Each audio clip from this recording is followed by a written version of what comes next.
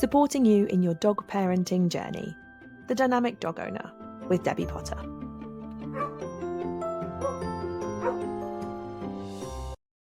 Hello and welcome to The Dynamic Dog Owner, the podcast designed to support you, the dog parent, in your dog parenting journey. As you will know if you're a regular listener, we talk about the human side of dog training, the emotions, the challenges, the decisions we have to make, less about the actual skill, but more about us.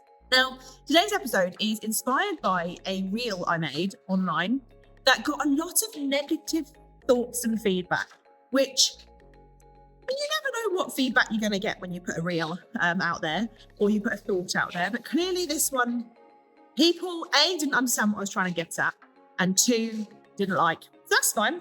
I thought we'd talk about it today. So the reel said, if you want to stop your dog pulling on the long line, or if you something along those lines, then use a longer lead. So the reel said, the text on it was something along the lines of, if your dog pulls on the lead, or you want to reduce pulling on the lead, use a longer lead. And I explained loads in the caption as to why I believe that. But all I had was lots of miserableness. That's irresponsible. My dog's going to pull me over. They're going to take out kids. They're going to run over to other dogs. They're going to run into the road. Blah, blah, blah, blah, blah. And didn't listen to the actual point I was trying to make. So hence, I'm going to talk about it now. So yes, I do believe one of the easiest things we can do in the moment to reduce pulling on the lead is make a longer lead. And I'm going to talk about why I like that. It's something I use myself. It's something I do myself. So why? A lot of dog training is about practicing something. So practicing a skill, practicing a behavior, both ways, where something we like and something we don't like. So obviously with training a new skill, we spend a lot of time teaching, training, practicing the new stuff that we want to happen. So, you practice over and over again, loose lead walk, loose lead walk, loose lead walk, loose lead walk. But we can't always practice and train. Sometimes we need to give ourselves a break, and that's where control and management can come in. So control and management is basically how you can create a situation where your dog doesn't practice unwanted behaviours. In other words, setting them up for success is one of the most important things in training that is so overlooked, because we often set them up to fail and then we complain when they get it wrong. It's kind of like leaving permanent markers and a nice clean white wall and a toddler and going, oh, naughty child, they drew on the wall. Well, what did you expect was going to happen? Same kind of principle. If we're always putting our dog on a really short lead and then complaining that they're pulling, it's downright obvious they're going to pull. If A, they haven't learnt the skill yet, which can take a really long time, but also because it's naturally restricting them. And most dogs, 99% of dogs, want to go on a walk and sniff, because sniffing is the most important thing they can do. It's how they gain information. It's how they read their surroundings. It's how they de-stress. It's how they process the world. So naturally, the second you take your dog out for a walk, they want to sniff. If we're keeping them on a really short lead, yes, we are keeping them under control and close to us, but we're also making everything that is good, all the sniffs, out of reach. So naturally, they want to pull towards you, okay? Naturally, dogs don't walk in a straight line. They walk like this. So many people will say, I want my dog to walk like that. Great, but who's it for? Not your dog, that's for sure. So we are setting them up to fail because we're putting them on a short lead where they can't do the most natural thing possible. We are expecting them to walk in straight lines. We're expecting them to ignore everything and to basically not be a dog, which to me isn't fair, and it's setting them up to fail. So a long line, to me, boasts the best piece of equipment you could possibly ever buy because it is so versatile. But we're talking about just loosely walking right now. They work because they give your dog freedom, and therefore they do not practice the unwanted behaviour. So if the second you're out in the front of your house or whenever you go on a lead walk, your dog's always on a 1 metre lead and they're pulling the entire way, what are they learning? Pulling gets me there quicker. Pulling is good. Pulling's just a thing I do. Whereas if you put them on a long line, of course doesn't mean they're magically not going to ever pull again, but they are able to sniff. So they are able to meet that natural outlet within reach. They're not getting to the end of their lead as often. Therefore, they're not rehearsing pulling as often. It also means the walk is more manageable and enjoyable for you, because rather than constantly battling, they've got freedom to move. You can train and work on stuff. If they happen to get to the end of the lead, we go back to training. So we're combining control and management and training rather than fighting and battling. So if you're on a short lead and you've been taught, which most people have been taught, stop, stand still, turn around every time they pull. That's the only advice you're given. It's easy. That's how training works. Just teach them they're not going to go anywhere. You're going to get really frustrated really damn quick, because 100 yards, they'll have got to the end of that lead 50 times. And then 50 times you've stopped. You've turned around. They've come back to you. You've then turned around and carried on another 2 meters. You've stopped. You've turned around. Who gets anything from that? Your dog's just really frustrated and really feed off. You're really frustrated and feed off. We haven't got anywhere. Everyone's fed up.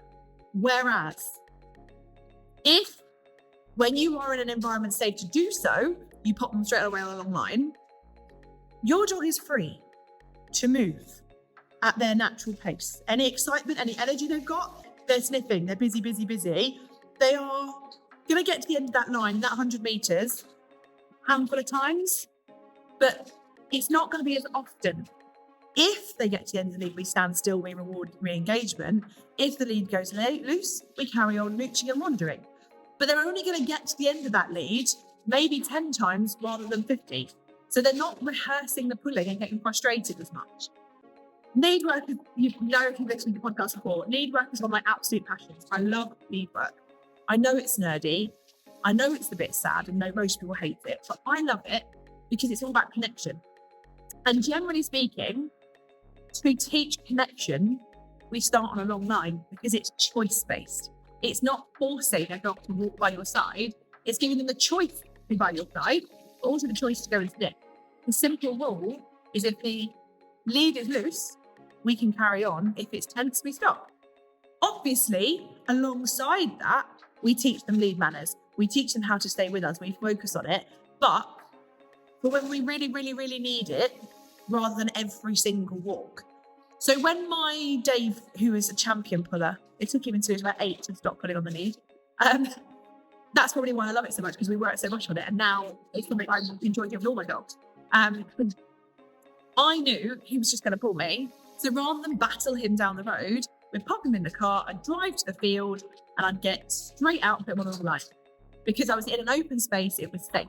So long lines are a great way to help lead work if you're using them appropriately. So obviously, we don't use a 5 meter long line as we're walking down a road on a 1 meter wide path. That, to me, is pretty common sense. Maybe not to people on Instagram, who knows. But we also don't have them on a line when there are kids running around, when there are hundreds of people around. We do it when there is space. So it's about picking what is safe in the moment, or is going to succeed in the moment. It's, to me, again, obvious. You don't put them on a 5 meter long line if there are hundreds of people very, very close to you that they're likely to trip over. It's not just like, they'll just know what to do. You still have to train. It's just, you don't have to train as much because they're not reaching the end of the lead as much. So it's basically a big game of probability. But on a short lead, the probability of you getting to the end of your lead is 9 out of 10. It's going to be more frequent. Whereas the probability of getting to the end of your lead when you're on a long lead is less. So it's a really good control and management technique that works alongside training and works alongside behaviour. We've talked about the trio of, I think we call it the trio of success in the podcast before. Control and management, training, behaviour, or emotions all tie in together. Using a long line to reduce your pulling is just one part of that picture.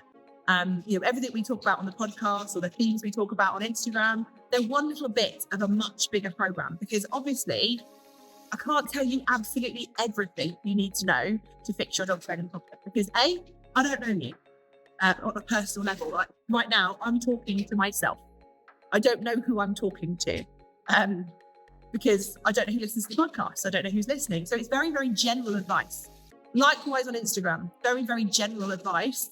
This is one tip that will help you alongside lots and lots and lots of others. Naturally, I'm not going to tell you everything because otherwise I wouldn't have a job. And kind of how it works is that people have to pay me money to get tailored advice, because otherwise it wouldn't be a job. I would just be a charity, and unfortunately I need to pay my bills. So I do need to take money for this. But even if I didn't, and I was like, yeah, have all the information, it's not going to work unless you understand the information, understand how to implement it and how to get success from it, because that's obviously where we come in. We pinpoint little things that we see because we're an external point of view rather than living in it.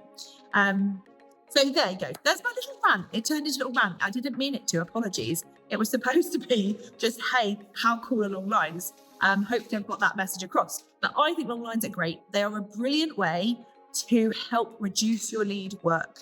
Reduce your lead pulling and assist lead work. They also have 1,000 other purposes that I could go on about for ages. They are, to me, the most important piece of equipment in every aspect of training, but especially with lead work. It seems counterproductive because you're like, but I want my lead work to be here. If they can't do it here, then they've got a lot more chance of doing it with the long line.